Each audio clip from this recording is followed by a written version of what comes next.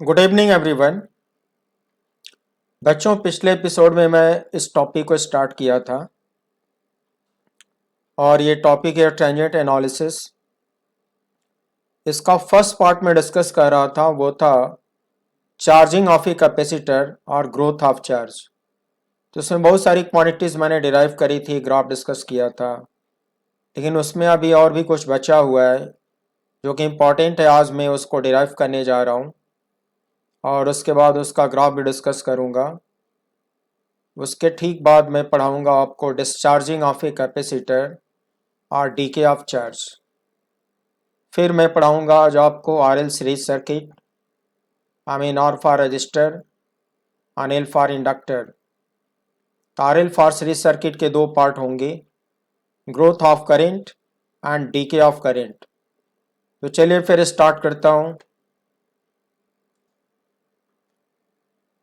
आज का टॉपिक है बच्चों, power delivered by the battery during charging of a capacitor. So eight T equals T, suppose power delivered by the battery is PB.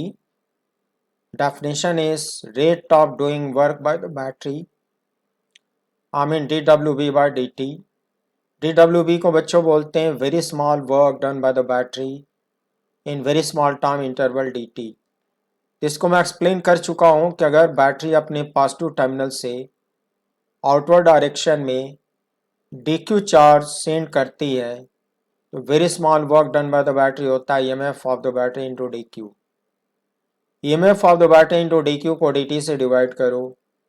आपको पहले से पता है कि dq बाय dt को हम लोग करंट भी बोलते हैं, electric current flowing in the circuit. तो dq बाय dt को मैंने I सिंबल दे दिया। तो power delivered by the battery, instantaneous power delivered by the battery का फॉर्मूला बनता है EMF इंटू I। इस टॉपिक में मैंने पिछले एपिसोड में चार्जिंग करंट I का डेरिवेशन दिया था। तो उसका फॉर्मूला आया था E by R in T power minus T by R C. आई की वैल्यू पुट कर डाली, EMF में मल्टीप्लाई किया, ये मिलता है square by R in T power minus T by R C. इस स्क्वायर बाई आर को मैक्सिमम पावर बोलेंगे, आप पीक पावर बोल सकते हैं, peak value of power. R C को टाइम कांस्टेंट टाउ लिखते हैं। सब्सटीट्यूट करने पर आता है P B equals P naught into E power minus T by tau. बच्चों, मैथ की लैंग्वेज में एक्सपोनेंशियली डिक्रीजिंग फंक्शन होता है। P naught is the peak value of power. जब टी की वैल्यू 0 पुट करोगे, टी पावर 0 1 आएगा, पी बी की वैल्यू पी नॉट आएगी। तो इस ग्राफ में दिखाया हूँ at T equals 0, P B equal C square by R that is P not. फिर जैसे जैसे टाइम की वैल्यू बढ़ेगी ये फंक्शन डिक्रीज होगा, पावर भी डिक्रीज होगा। इसका ग्राफ एक्सपोनेंशियली डिक्रीजिंग होता है, डिक्रीजिंग कॉनकेव अपसाइड होता है। और जब टी की वैल्यू इनफाइनाइट होती है, टी पावर माइनस इन्फिनिटी 0 होता है, पी वी की वैल्यू 0 हो जाता है। ये जो power delivered by the battery है ये डिक्रीज होते होते इनफाइनाइट टाइम के बाद ये 0 हो जाता है। जब ये पावर 0 हो जाता है, कांस्टेंट हो जाता है, उसके बाद से शुरू होता है steady state. Charging of a capacitor में आफ्टर ए लॉन्ग टाइम, जिसको इन्फिनिटी बोलते हैं, लॉन्ग टाइम गुजर जाने के बाद उसमें सर्किट में स्टेडी स्टेट इस्टेब्लिश हो जाता है, सारी क्वांटिटी कांस्टेंट हो जाती है। तीन फाइनाइट टाइम के बाद जो पीबी है वो 0 हो जाएगा और फिर स्टेडी स्टेट इस्टेब्लिश हो जाएगा। बच्चों, इसका नेक्स्ट पार्ट है वेरिफिकेशन ऑफ एनर्जी कंजर्वेशन।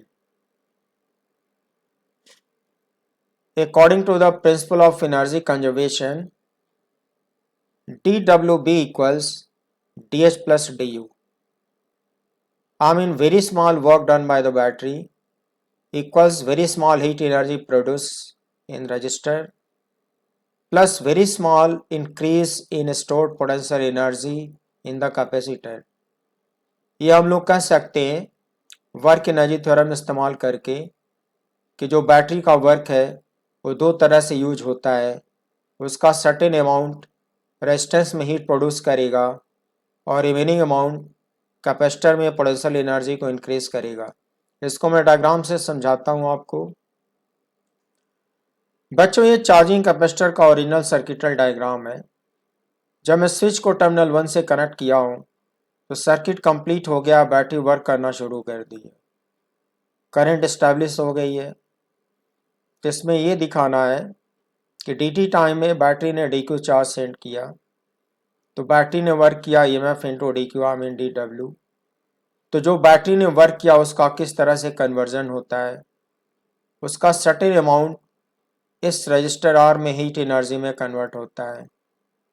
तो suppose very small amount of heat energy produces DH और रिमेनिंग अमाउंट कैपेसिटर के प्लेटों के बीच में पोटेंशियल एनर्जी में कन्वर्ट हो जाता है, that is DU, very small increment in stored potential energy DU। तो बैटरी का वर्क दो तरह से यहाँ पे कन्वर्ट हो रहा है, एक यहाँ पे DH में कन्वर्ट हो रहा है और कैपेसिटर में DU में कन्वर्ट हो रहा है। इसी को हम लोग एनर्जी कंजर्वेशन बोलेंगे। फिर आगे मुझे वेरीफाई करके टेस्ट करना है कि यहाँ पे एनर्जी कंजर्वेशन वेरीफाई होता है कि नहीं। सो dWB equals dH plus du, that is in a given time interval the work done by the battery equals heat energy produced in R plus potential energy stored in C। बच्चों अगर ये दोनों quantity equal होंगे दोनों side तो same quantity dt से divide करने पर भी इक्वल होगा। मैंने स्मॉल टाइम इंटरवल dt से बोथ साइड को डिवाइड किया तो भी इक्वल होगा। आपको मैं पढ़ा चुका हूँ कि dWB बाय dt को power delivered by the battery बोलते हैं, dH बाय dt को पावर डिसिपेटेड बोलते हैं और du बाय dt को du बाय dt लिखा रहने दो। प्यारे बच्चों मैंने पिछले एपिसोड में इन तीनों के फार्मूले डिराइव करवा दिए थे, तीनों के फार्मूले डिराइव करवा दिए थे। तो जो फार्मूला आप डिराइव करे हो उसको ला के यहाँ पे सब्स्टिट्यूट करो और फिर देखो कि यह सेटिस्फाई होता है कि नहीं। I mean putting the values of PB, PD and du by dt we have। बच्चों ये हो गया PB, ये मैं फार्मूला ऑलरेडी डिराइव कर चुका हूँ। ये हो गया PD, पिछले एपिसोड में डिराइव किया हूँ। और ये हो गया du by dt, पिछले एपिसोड में मैं डिराइव कर चुका हूँ। तो जब इन तीनों को सम करोगे तो राइट हैंड साइड में ये दो टर्म, एक प्लस में एक माइनस में, आप समझ सकते हो बच्चों कि ये दोनों टर्म कैंसिल आउट हो जाएंगे, केवल यही एक टर्म बचेगा राइट साइड में। तो इस टर्म को मैंने यहाँ पे रिपीट कर डाला, लेफ्ट हैंड साइड को रिपीट कर डाला। तो जो कुछ भी बचा है उसमें साफ साफ दिखता है कि left hand side equals right hand side. I mean जो मैं अजम्पशन लेकर चला था एनर्जी कंजर्वेशन वो यहाँ पे प्रूफ हो गया, फार्मूला से भी प्रूफ होता है कि ये दोनों इक्वल होंगे। I mean left hand side equals right hand side, hence energy conservation is verified. प्यारे बच्चों अगर ये दोनों इक्वल नहीं आए होते, मान लिया ये दोनों डिफरेंट आए होते, तो मैं लिखता LHS is not equal to RHS, hence energy conservation is not verified. लेकिन मैं एक एजम्पशन लेके चला कि यहाँ पे एनर्जी कंजर्वेशन वेरीफाई होगा और एजम्पशन लेकर चला, फिर फार्मूले जो डिराइव किया उनकी वैल्यू पुट किया, पुट करने पर LHS और RHS इक्वल आते हैं। इससे साफ पता चलता है कि during the charging of a capacitor energy conservation principle is verified. Now next one is establishment of a steady state। During the charging of a capacitor at t equals infinity, the values of charge Q, charging current I, capacitive voltage Vc, resistive voltage VR, stored potential energy UC, du by dt, Pd power dissipated, Pv work done by the power delivered by the battery, become fixed or constant। फॉर्मूले से पता चल चुका है कि infinite time के बाद ये सारी की सारी क्वांटिटीज या तो फिक्स हो जाएंगी या कांस्टेंट हो जाएंगी। Hence steady state is established because nothing remains variable. कुछ भी वेरिएबल नहीं बचता है, इसलिए मैं कह सकता हूँ कि आपके सिस्टम में स्टेडी स्टेट इस्टेब्लिश हो जाता है इनफाइनाइट टाइम के बाद, मतलब आफ्टर ए लॉन्ग टाइम। प्यारे बच्चों, मैंने आपको समझाया था कि इस चैप्टर में इन्फिनिटी बहुत छोटी होती है क्योंकि वो रिलेटिव होती है। इस चैप्टर की इन्फिनिटी 10⁻² सेकेंड के ऑर्डर की होती है और उतने ही टाइम में सारी क्वांटिटी कांस्टेंट हो जाती है, स्टेडी स्टेट इस्टेब्लिश हो जाता है। The next part of this chapter is discharging of a capacitor और डीके ऑफ चार्ज। अब इसमें देखो क्या होगा, मैंने जंक्शन लिया है कि जब स्विच को टर्मिनल 1 से मैंने कनेक्ट किया था तो इसमें करंट एस्टैब्लिश हो गई थी क्लॉकवाइज, कैपेसिटर चार्ज होना शुरू हो गया था और मैंने ये मान लिया कि इनफाइनाइट टाइम गुजर चुका है, स्टेडी स्टेट एस्टैब्लिश हो चुका है, करंट इसमें जीरो हो गई थी और कैपेसिटर की प्लेट्स पर चार्ज मैक्सिमम हो गया था। तो बच्चों, जब चार्ज मैक्सिमम हो जाता है तो Q की वैल्यू C इंटू E होता है। ये मैं एक्सप्लेन आपको पहले से कर चुका हूँ। तो माना कि इस पे चार्ज मैक्सिमम हो चुका है, करंट इसमें जीरो हो चुकी है, स्टेडी स्टेट इस्टेब्लिश हो चुका है। तो स्टेडी स्टेट इस्टेब्लिश होने के बाद अचानक से मैंने इस रोटरी स्विच को 1 से घुमा के 2 पे ला के कनेक्ट कर दिया। देखो मैंने यहाँ लिखा हुआ है, suppose after the establishment of A steady state after a long time a new stop watch is switched on. मैं एक नई स्टॉप वॉच लेता हूँ और उसको स्विच ऑन करता हूँ। At t equals 0 the switch S is shorted to terminal 2 as shown in the adjacent figure। t equals 0 पे स्विच को टर्मिनल 2 से शॉर्ट करा दिया। तो बच्चों, जैसे हम लोग टर्मिनल 2 से इसको शॉर्ट कराते हैं तो उस वक्त स्टॉप वॉच की रीडिंग 0 होगी और Q इस पर जितना जमा हो गया था वो इनिशियल वैल्यू मानी जाएगी। क्योंकि चार्ज को घटने में टाइम लगता है, तुरंत किसी मोमेंट पर वो डिक्रीज नहीं होता। तो जिस मोमेंट पर मैंने स्विच को 2 से कनेक्ट किया उस मोमेंट पर स्टॉप वॉच की रीडिंग 0 मानी जाएगी। कैपेसिटर फुल चार्ज हो चुका था तो Q की इनिशियल वैल्यू C मानी जाएगी।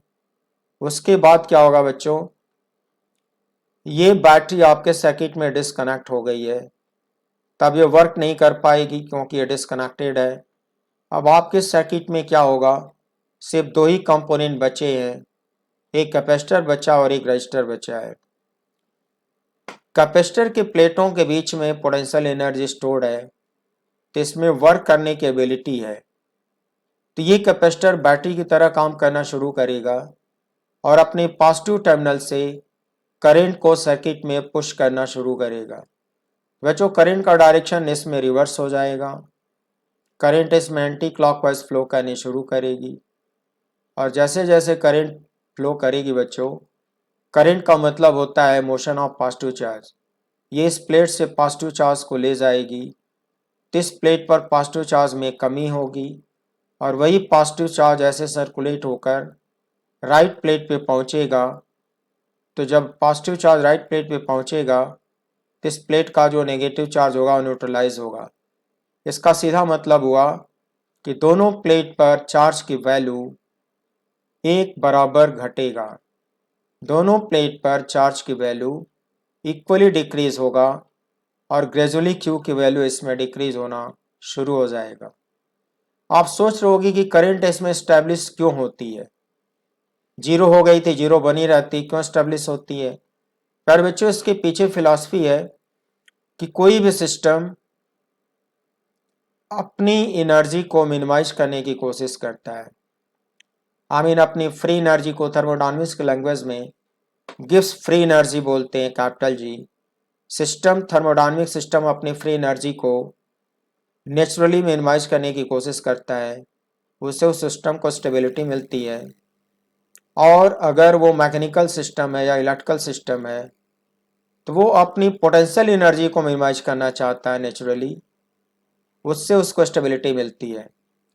तो पोटेंशियल एनर्जी बच्चों कैपेसिटर में ही स्टोर होता है, रजिस्टर में तो कोई एनर्जी स्टोर होता नहीं। तो ये अपनी पोटेंशियल एनर्जी को मिनिमाइज करना चाहेगा, इसलिए इसमें करंट इस्टेब्लिश हो जाती है। करंट इस्टेब्लिश होने से ये चार्ज घटने लगता है, इसके अंदर स्टोर्ड पोटेंशियल एनर्जी डिक्रीज होने लगती है और धीरे धीरे सिस्टम को स्टेबिलिटी मिलनी शुरू हो जाती है। ये लॉजिक है कि इसमें करंट इस्टेब्लिश क्यों होती है। तो करंट इस्टेब्लिश हो चुकी है, चार्ज घटने लगा है, करंट भी वेरिएबल होता है, चार्ज भी वेरिएबल होता है। तो t इक्वल्स टी पर थोड़ी देर के बाद क्या होगा, at t equals T, q equals q, everything is variable, and i equals minus D Q by D T. प्यारे बच्चों, इस बार मैंने minus D Q by D T क्यों लिखा है समझाता हूँ। मैथमेटिकली क्या होगा, चार्ज डिक्रीज हो रहा है तो डी क्यू का साइन नेगेटिव होगा। मैं काइनेमेटिक्स में ये पढ़ा चुका हूँ कि जो डी टी होता है ये हमेशा पॉजिटिव होता है फिजिक्स में, नेवर नेगेटिव। लेकिन चार्ज घटेगा तो डी क्यू नेगेटिव होगा, उस नेगेटिव को ये नेगेटिव पॉजिटिव बनाएगा। बच्चों, मैं पॉजिटिव क्यों बनाना चाहता हूँ, क्योंकि मैं जानता हूँ कि जो करंट होती है वो एक पॉजिटिव स्केलर होती है। फिजिक्स में इलेक्ट्रिक करंट एक पॉजिटिव स्केलर होती है, तो पॉजिटिव बनाने के लिए इस बार मैंने माइनस लगा दिया। इसको वर्ड्स में क्या बोलेंगे, that is the rate of flow of charge, that is I, equals the rate of decrease of charge, rate of decrease of charge that is minus D Q by D T on the capacitor plate. मैं diagram में दिखाता हूं। बच्चों, जिस rate से इस plate पर charge घटेगा उसी रेट से इस पॉइंट से चार्ज सर्कुलेट होगा। सपोज किसी टाइम इंटरवल में अगर यहाँ पे 1 माइक्रो कूलम चार्ज डिक्रीज हुआ, उसी टाइम इंटरवल में इस पॉइंट से 1 माइक्रो कूलम चार्ज पास किया होगा। तो rate of flow of charge को करंट बोलते हैं और rate of decrease of charge को minus D Q by D T बोलते हैं। तो इस चैप्टर में ये दोनों क्वांटिटी इक्वल होंगी, इसलिए मैंने यहाँ पे डिफाइन किया है I equals minus D Q by D T. उसके बाद since the battery is disconnected it won't be able to do work further.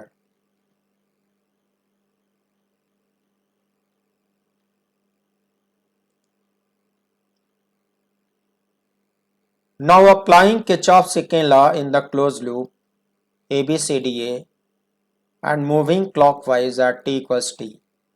बच्चों, जो ऊपर मैंने लूप दिखाई है ABCDA, उसमें किरचॉफ सेकेंड लॉ अप्लाई करने जा रहा हूँ और क्लॉकवाइज मूव करूँगा। तो इक्वेशन बनेगा VA plus IR minus Q by C equals VA। क्यों बनेगा मैं आपको डायग्राम से समझाता हूँ। जिस पॉइंट से मूव करते हैं उस पॉइंट का पोटेंशियल पहले लिख डालते हैं। तो सपोज मैं क्लॉकवाइज मूव करने जा रहा हूँ, पॉइंट ए से मूव करने जा रहा हूँ, तो यहाँ का पोटेंशियल लिखूंगा VA। फिर राइटवर्ड जा रहा हूँ, करंट के अपोजिट चलते हैं तो लिखना पड़ता है प्लस IR, ये मैं आपको समझा चुका हूँ। इलेक्ट्रिक करंट के अपोजिट जा रहा हूँ तो लिखना पड़ेगा प्लस IR। फिर जब पॉजिटिव से नेगेटिव प्लेट पे जाते हैं तो पोटेंशियल डिक्रीज होता है, तो इसको क्रॉस करते वक्त लिखना पड़ेगा minus Q by C, minus Q by C is it. फिर आप डाउनवर्ड आ जाओ, nothing, then nothing, nothing, nothing and nothing, then again stop at A, so you should write V again. A पर जाके रुक जाते हो तो इक्वल टू VA लिखना पड़ता है। यही मैंने समझाया है कि आपका इक्वेशन यहाँ कैसे क्रिएट होगा। तो बच्चों इक्वेशन क्रिएट होगा V A plus I R minus Q by C equals V A. यही मैंने आपको लिख कर दिखाया है। V A plus I R minus Q by C equals V A. फिर वी ए को राइट ट्रांसफर करो, कैंसिल करा दो। बच्चों कैंसिल होने के बाद क्या बचेगा, आई आर को राइट साइड में ले जाओ, माइनस आई आर होगा, माइनस क्यू बाई सी को लेफ्ट साइड में पड़ा रहने दो, तो इक्वेशन कन्वर्ट होगा minus I R equals minus Q by C. फिर आई का डेफिनेशन जो डिफाइन करे हो उसको ला के पुट कर दो, minus D Q by D T into R equals minus Q by C. बच्चों यहाँ पे माइनस माइनस प्लस हो जाएगा, D Q by D T equals minus Q by R C आएगा। फिर बोथ साइड को इंटीग्रेट करो, यहाँ पे वेरिएबल टाइम टी है, यहाँ पे वेरिएबल चार्ज क्यू है, तो टी की लोअर लिमिट यहाँ पे 0 पुट करो, उसका करस्पॉन्डिंग क्यू का लोअर लिमिट सी होगा। ये दोनों करस्पॉन्डिंग है, इसलिए करस्पॉन्डिंग लिमिट हमेशा लिखी जाती है।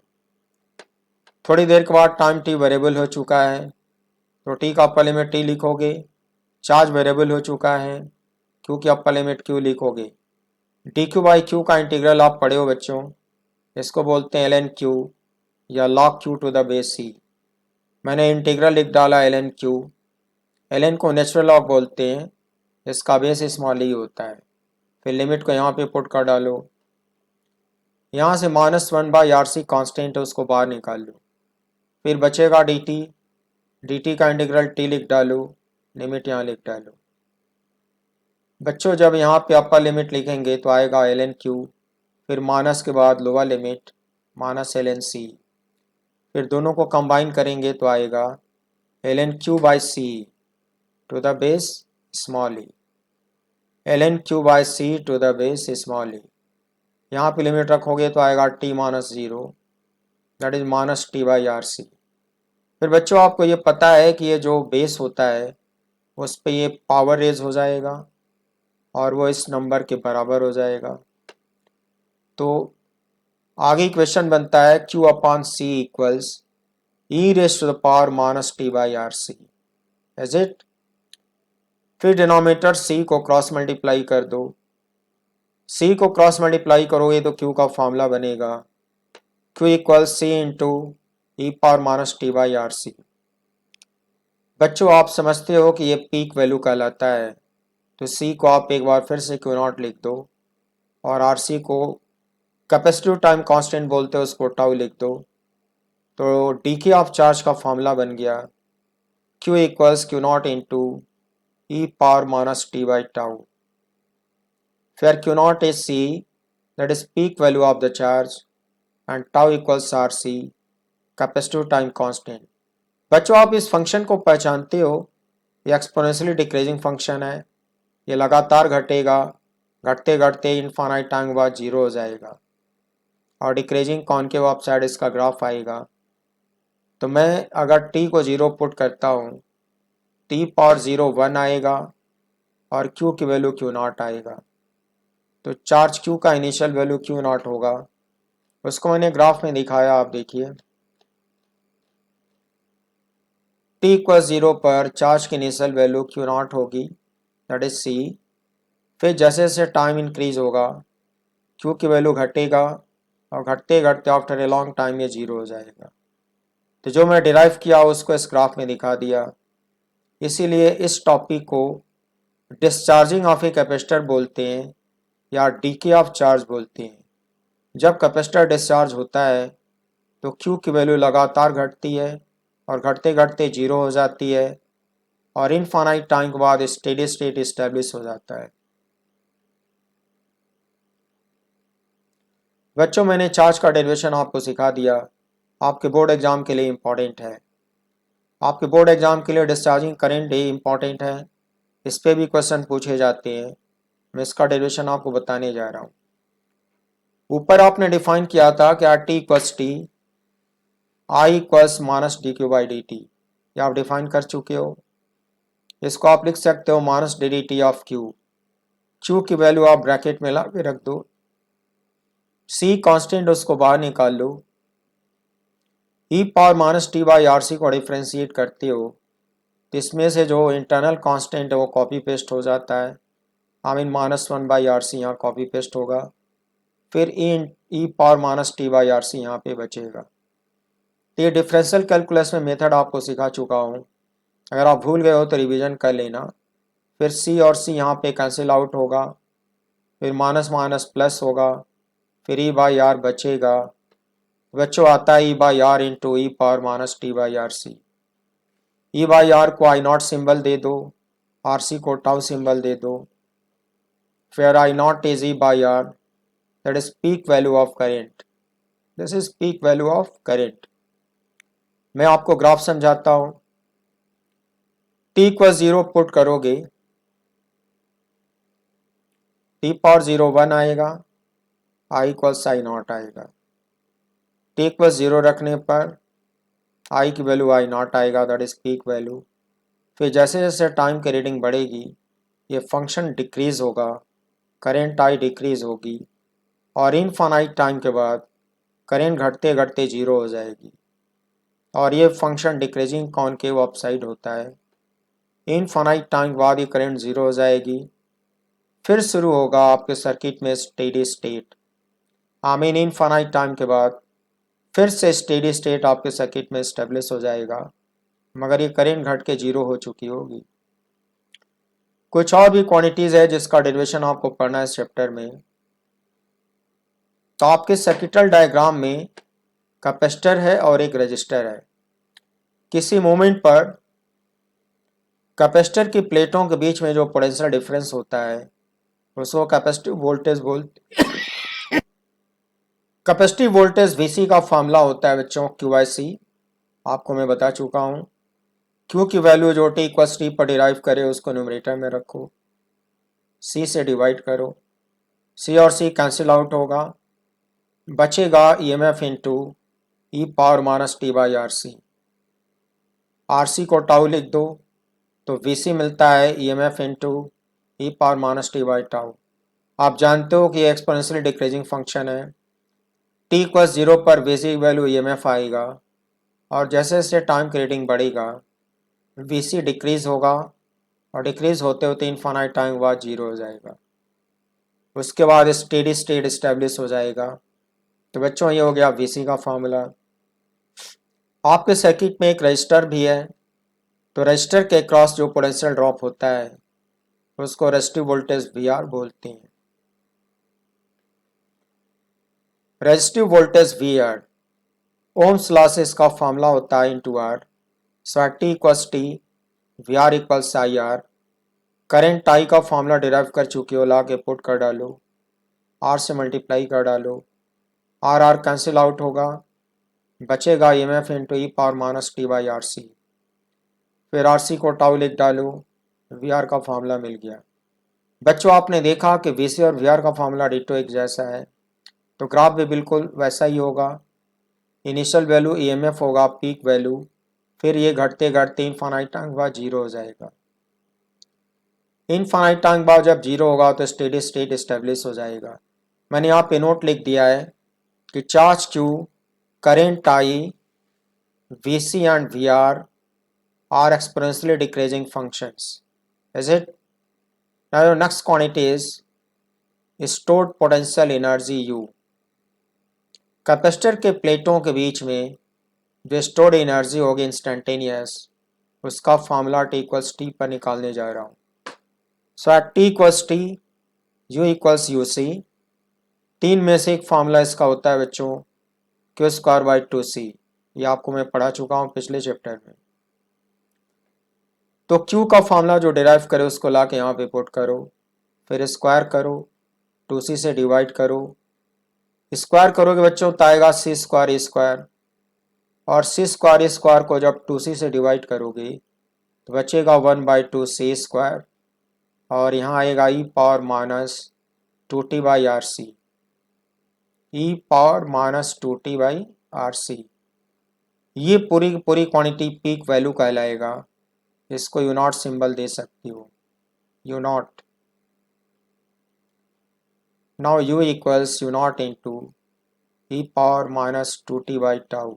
Is it? Where U0 is peak value of stored potential energy. Is it? प्यारे बच्चों, इसका भी फंक्शन एक्सपोनेंशियली डिक्रीजिंग आता है। जब टी जीरो रखोगे, टी पावर जीरो 1 आएगा, यू की वैल्यू यू नॉट आएगी। देखो टी इक्वल जीरो पर यू की वैल्यू यू नॉट दिखाया हूँ। जैसे जैसे टाइम बढ़ता जाएगा ये फंक्शन डिक्रीज होता जाएगा, यू की वैल्यू डिक्रीज होती जाएगी। जब टी इन्फिनिटी हो जाएगा, टी पावर माइनस इन्फिनिटी ये ज़ीरो हो जाएगा और यू की वैल्यू ज़ीरो हो जाएगी।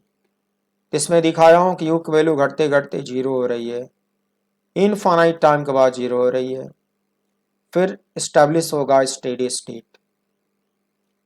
Then one more quantity, rate of decrease of stored energy.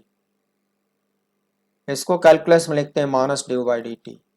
बच्चों फिजिक्स में कोई भी रेट एक पॉजिटिव क्वांटिटी मानी जाती है, मगर डी यू का साइन नेगेटिव आता है, उसको पॉजिटिव बनाने के लिए माइनस लगाया गया है।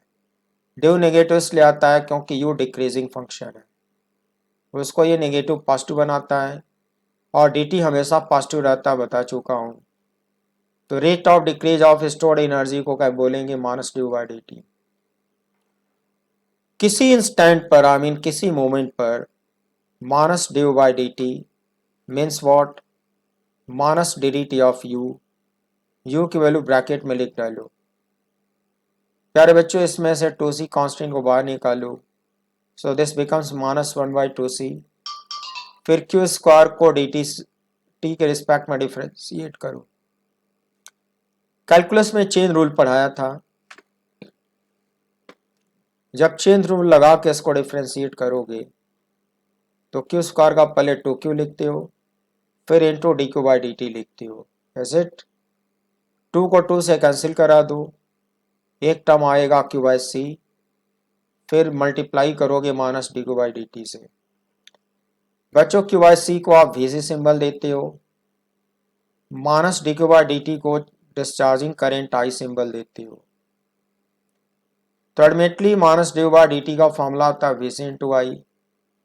वी सी की वैल्यू डिराइव कर चुके हो, उसको ला के यहाँ पे पुट कर डालो।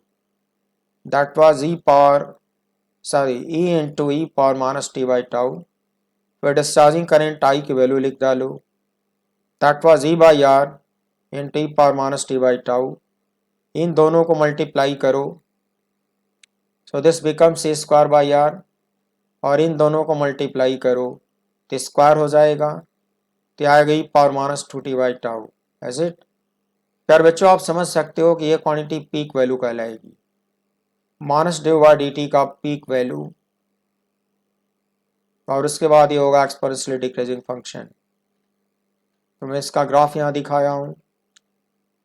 टी इक्वल जीरो पर इनिशियल वैल्यू आता है square by R, that is peak value. फिर ये एक्सपोनेंशियली डिक्रीजिंग फंक्शन होगा, और इनफाइनाइट टाइम बाद ये जाके घट के जीरो होगा।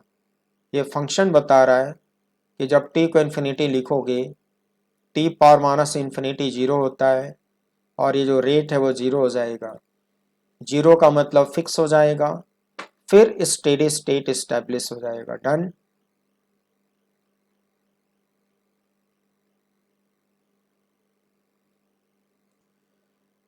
फिर बच्चों नेक्स्ट टॉपिक है पावर डिसिपेटेड, पीडी।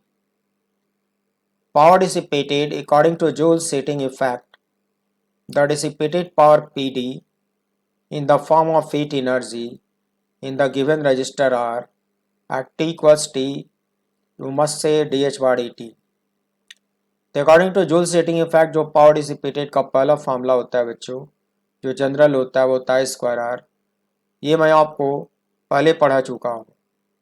अब टी इक्वल्स टी पर जो आई की वैल्यू डिराइव करो, ला के पुट करो, फिर स्क्वायर करो, फिर आर से मल्टीप्लाई करो। बच्चों यहाँ पे आता है स्क्वायर बाई आर स्क्वायर। जब आर से मल्टीप्लाई करोगे डिनोमिनेटर में सिंगल आर आएगा, न्यूमरेटर में ई स्क्वायर आएगा, फिर ये एक्सपोनेंशियल भी स्क्वायर होगा, जाएगा E power minus two T by R C. इस रेट को पी नॉट लिख डालो, आर सी को टाउ लिख डालो। ये पी डी का फॉर्मूला हो गया, एक्सपोनेंशियली डिक्रीजिंग हो गया। बच्चों ये होगा ग्राफ, टी को 0 रखोगे तो पी की वैल्यू पी नॉट आएगी और पी नॉट की वैल्यू स्क्वायर बाई आर होगा। जैसे जैसे टाइम बढ़ेगा पी डी डिक्रीज होगा और इनफाइनाइट टाइम के बाद ये घटते घटते 0 हो जाएगा, वहाँ से स्टेडी स्टेट इस्टेब्लिश हो जाएगा। Then next, now verification of energy conservation. Verification of energy conservation.